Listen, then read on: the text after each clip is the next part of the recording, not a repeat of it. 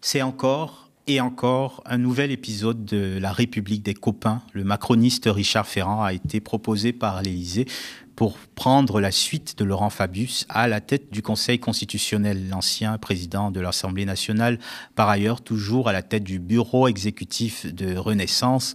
Peut-il vraiment présider une institution comme le Conseil constitutionnel en toute indépendance? Quelle légitimité pour quelqu'un qui n'a aucune compétence juridique et qui va se recaser à un poste prestigieux après avoir lamentablement échoué à se faire élire député en 2022? On en parle avec toi, Bélir. Bonsoir. Bonsoir. Merci pour ta présence, comme tous les mardis. Merci à toi. Richard Ferrand. Tu es étonné par ce choix de la part de l'Élysée. On peut dire que c'est dans une espèce de continuité de la démarche macroniste de toujours recaser en quelque sorte ses éléments les plus fidèles. Oui, c'est clair que là, pour le coup, c'est à la fois surprenant et pas si surprenant que ça, dans la mesure où Emmanuel Macron se caractérise par ce réflexe qui consiste à nommer à des postes prestigieux d'anciens collaborateurs ou d'anciens élus qui lui étaient inféodés. Sauf qu'on est en République et en démocratie, non pas dans un système féodal où on rencontre seulement auprès du prince ou simplement la courtisanerie serait une loi du genre. Non, on est en République. On peut donner des exemples. Peut-être Jean Castex, notamment à la tête de la RATP. Christophe Castaner, nommé, pas arrêté. Je ne vais pas y arriver. La liste est vraiment très longue à la fois dans des institutions étatiques, mais aussi dans le privé avec et dans des institutions internationales aussi. Mais pourquoi je parlais de République, c'est parce que précisément, ce qui fonde notre République, c'est l'égalité en vertu des compétences de chacun, c'est-à-dire ce qu'on appelle le mérite. Hein. Il y a un contrat social qui est implicite, qui fait qu'on arrive à coexister. C'est que, grosso modo, on croit que ce qu'on fait ou ce qu'on arrive à faire ou à réaliser est le produit de notre travail, de nos mérites, de nos vertus, de nos qualités, etc. Ce que défait ce type et ce que déconstruit ce type de décision, c'est cette croyance-là.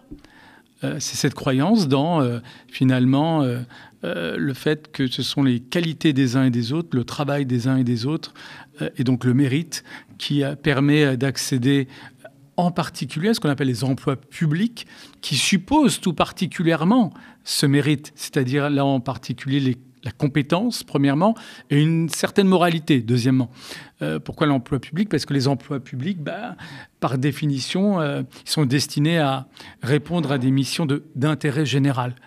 Mais de surcroît, en parlant du Conseil constitutionnel, on ne parle pas de n'importe quel emploi public, on parle d'une des institutions les plus importantes de la République. Est-ce qu'on peut y nommer des personnes par copinage? Oui, il y a à nouveau ce prisme-là, c'est-à-dire un prisme républicain. Mais tu as aussi une contradiction par rapport au logiciel macroniste, du moins si on prête attention à son discours.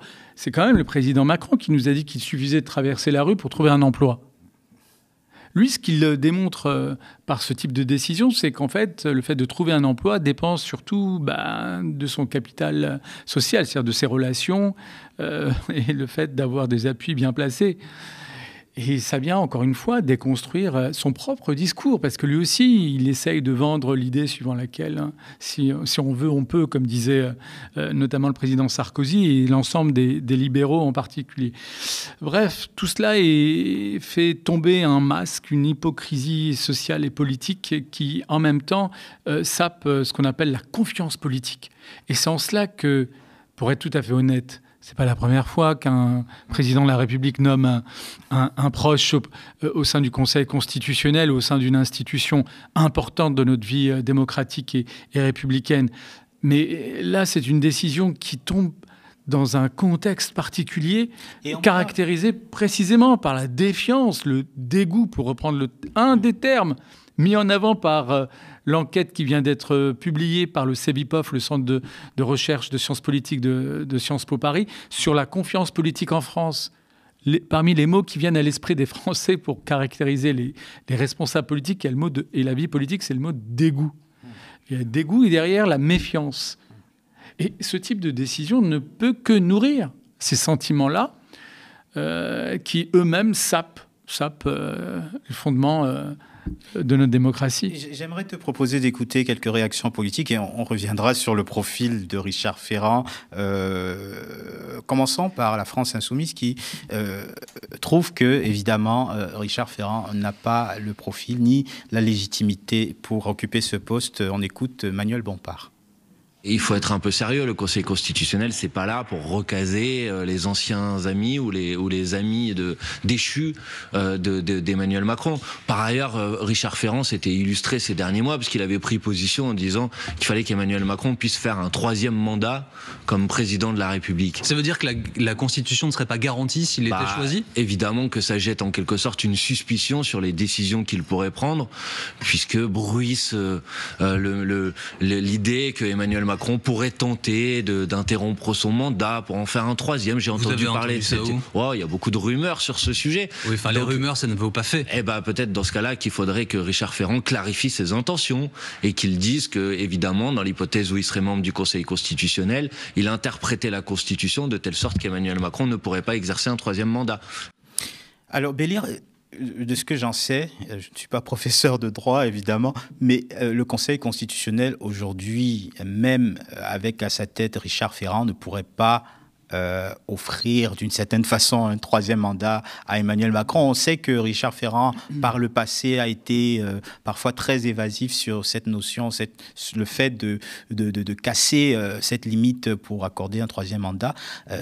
Que peut-il y faire et pourquoi cette institution est fondamentale ?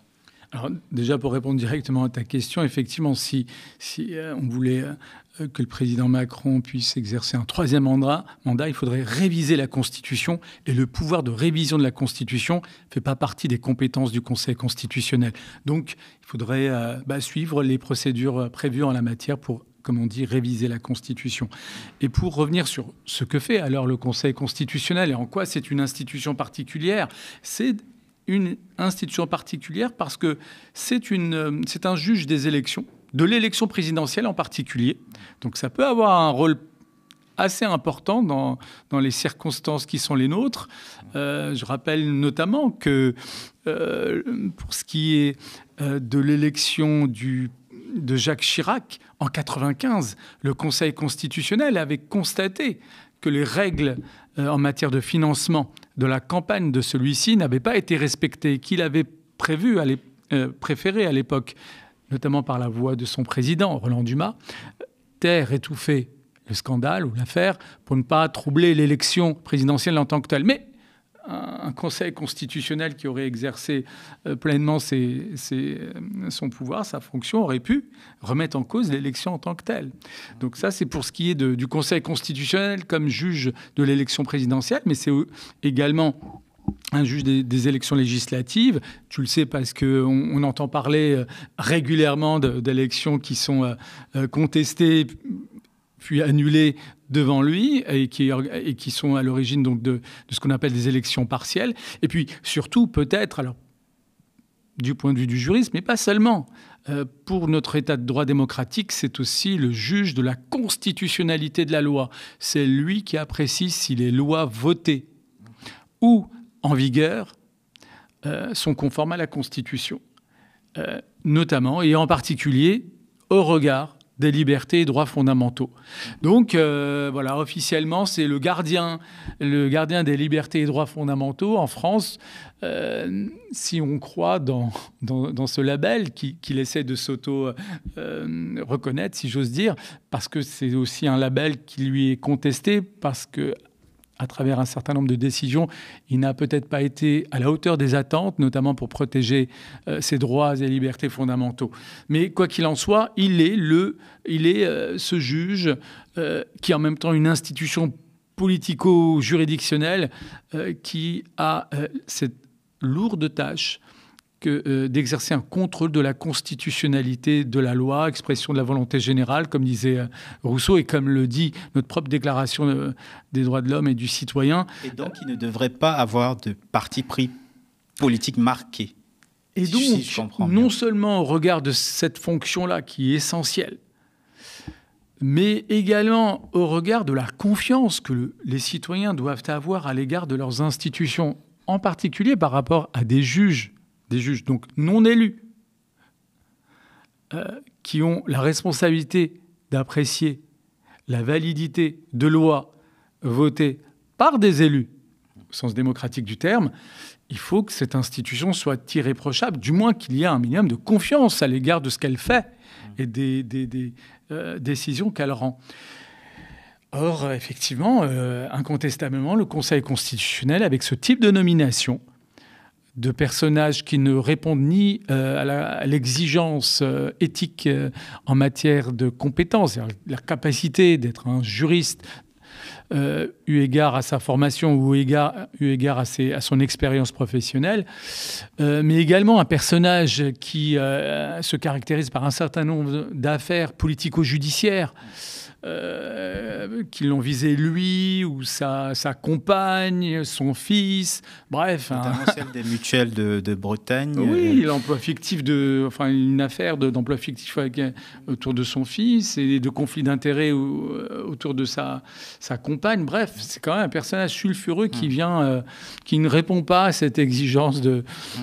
qui je la rappelle, n'a pas été tout à fait lavé de tout soupçon dans cette affaire des mutuelles de Bretagne. Oui, parce que l'affaire a été finalement renvoyée pour un élément formel qui est celui de la prescription des faits.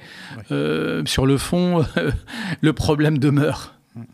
Alors, j'aimerais qu'on écoute l'ancien garde des Sceaux qui partage un peu ton avis, Jean-Jacques Urvoas, qui trouve ce choix éventuel donc, de Richard Ferrand consternant. Est-ce qu'on imagine cette proposition s'il s'agissait de pourvoir la responsabilité de premier président de la Cour de cassation ou du Conseil d'État ou de la Cour européenne des droits de l'homme? Tout le monde éclaterait de rire. Eh bien, le Conseil constitutionnel, c'est une Cour suprême, comme la Cour de cassation avec le Conseil d'État. Son métier, c'est de juger. Et donc, pour juger, il vaut mieux faire appel à des juges. Pour juger, il vaut mieux faire appel à des juges. Mais enfin, si on est tout à fait honnête, le Conseil constitutionnel et l'ancien président du Conseil constitutionnel, celui qui va laisser sa place dans quelques jours, c'est Laurent Fabius. Il n'a jamais été juge. Non, il n'a jamais été juge, mais ce qui fait la marque de la France, c'est le fait d'avoir réussi un équilibre qu'on va dire subtil entre des juristes purs et des politiques qui ont une conscience de ce que c'est que l'État. Moi, je défends plutôt cette composition. La difficulté, c'est que si on prend les 3 propositions qui ont été faites hier, ça mènera le Conseil constitutionnel à 9 membres. À l'intérieur de ces 9 membres, 7 sont des politiques qui ont des mandats, qui ont été des maires, des ministres, ou des sénateurs, ou des députés. Et les 2 qui ne l'ont pas été, qu'on peut présenter comme des juristes, ont dirigé les cabinets du garde des Sceaux, quand c'était Rachida Dati ou quand c'était Éric Dupond-Moretti. Bref, vous n'avez plus aucun équilibre et vous avez au contraire une unanimité de politique au sein du Conseil constitutionnel, ce que je trouve consternant. Jean-Jacques Urvoas, je le rappelle, qui a lui-même été condamné dans l'une des affaires Thierry Solère, juste pour préciser, mais sur le fond de son propos, sur l'équilibre à avoir au sein du Conseil constitutionnel entre de véritables juges, de véritables personnes qui connaissent le droit et éventuellement des politiques. Il a raison. Oui, bien sûr, mais avant d'en arriver à ces éléments de détail qui nous intéressent, nous juristes en particulier, la vraie question qui, pour le coup, devrait intéresser tout le monde, c'est la question de la confiance. Et pour qu'on ait confiance dans les décisions aussi importantes que celles que rend le Conseil constitutionnel, eh bien, il faut qu'on puisse présumer de la compétence de ces juges, c'est-à-dire qu'ils savent ce qu'ils font, de la solidité de leur raisonnement, etc. Et qu'en même temps, qu'ils répondent à un certain nombre d'exigences en matière éthique et morale. Et de ce double point de vue, il n'y a pas de condition officielle, ni dans la Constitution, ni dans la loi organique qui organise le fonctionnement du Conseil constitutionnel. C'est parce qu'il n'y a rien de précisé en la matière qu'on en arrive là. D'ailleurs, même les anciens présidents de la République sont des membres de droit au sein du Conseil constitutionnel. Ça aussi, c'est une incongruité, c'est une bizarrerie que les anciens présidents de la République puissent siéger au Conseil constitutionnel. Ça donne quoi concrètement ? Au moins d'un point de vue hypothétique, que le président Sarkozy pourrait siéger au Conseil constitutionnel aujourd'hui encore. il ne le permet pas, parce qu'il sait très bien que ça serait scandaleux. François Hollande aussi, lui, il l'a dit d'emblée qu'il ne siégerait pas, mais parce qu'il a encore des ambitions politiques, qu'il y aurait un conflit d'intérêts monstrueux.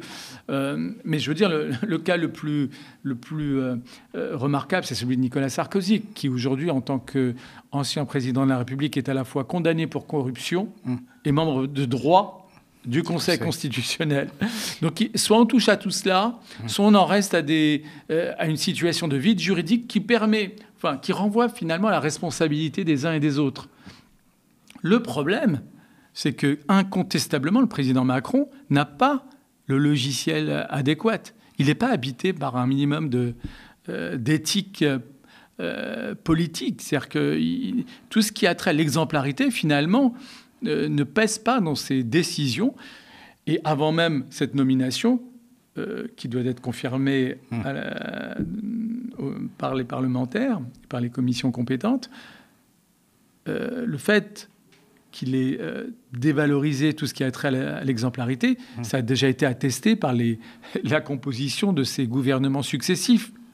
On a pratiquement une vingtaine soit de mise en examen, soit de personnalités qui font l'objet d'une enquête judiciaire et qui, malgré tout, ont été soit nommés, soit sont restés en fonction au sein des divers gouvernements Macron. Et même de très proches à Alexis Collère, pour ne pas le citer. Bien sûr. Et ce, alors que, rappelle-toi, sa campagne présidentielle de 2007 sur fond d'affaires Fillon, avait été rythmée par le slogan d'une République exemplaire, premièrement, que deuxièmement, c'est là où ça devient, tu te dis, on n'est pas loin de la schizophrénie, que les premières lois adoptées sous le premier mandat Macron, c'est deux lois sur la moralisation et la confiance politique. On se souvient notamment ces annonces sur les mises en examen, le fait qu'ils trouvaient qu'être mis en examen était rédhibitoire pour remplir des fonctions. Mais rappelle-toi, des hautes fonctions. L'actuel Premier ministre, François Bayrou, a dû démissionner alors qu'il avait été nommé au sein du premier gouvernement. Donc il y a eu une révolution copernicienne en la matière et il faut bien reconnaître que ça ne s'est pas fait progressivement. En réalité, c'est une révolution qui a eu lieu très vite dans l'esprit d'Emmanuel Macron. Alors, à gauche, on va parler des critiques et nous allons donner l'impression de tirer sur l'ambulance, mais il n'y a qu'un seul parti qui se soit clairement et formellement opposé, qui ne s'oppose pas de manière claire et formelle à ce choix de Richard Ferrand. Est-ce que tu devines lequel ? Ce sont tes amis socialistes, j'imagine. Je vous laisse regarder. Êtes-vous opposé à cette nomination ?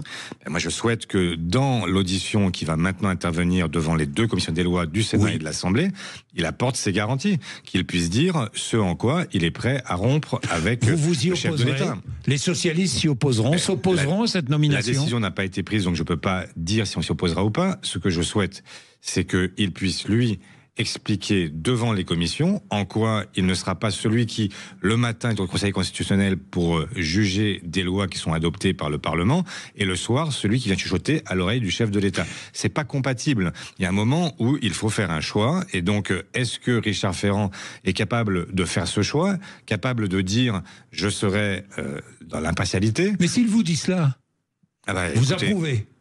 Je ne dis pas qu'on approuvera. On est en l'opposition et je vous rappelle qu'il faut 3/5 du Parlement pour s'opposer à sa nomination. C'est beaucoup. Donc la réalité, c'est qu'il n'y a pas 3/5. L'opposition ne représente pas 3/5. Donc il a toutes les chances d'être en réalité approuvé. Il faut attendre des gages de la part de Richard Ferrand, comme le souhaite Olivier Faure dans cet extrait.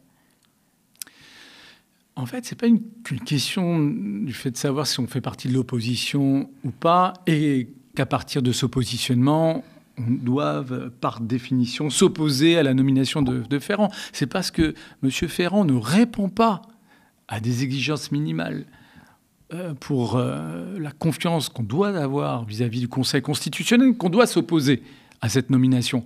Or, face à cette exigence minimale, en termes de compétences, en termes de moralité, on a affaire à un discours vraiment pas clair en vérité, qui envoie espèce de goubli-bougla qu'on entend beaucoup actuellement, y compris au sein de la gauche, qui et le fait de ne pas arriver à être clair, univoque, net sur ce type de situation qui, pour le coup, était une manière, offre une belle occasion pour la gauche d'être, pour le coup, très net, en bloc, derrière l'opposition à une telle nomination.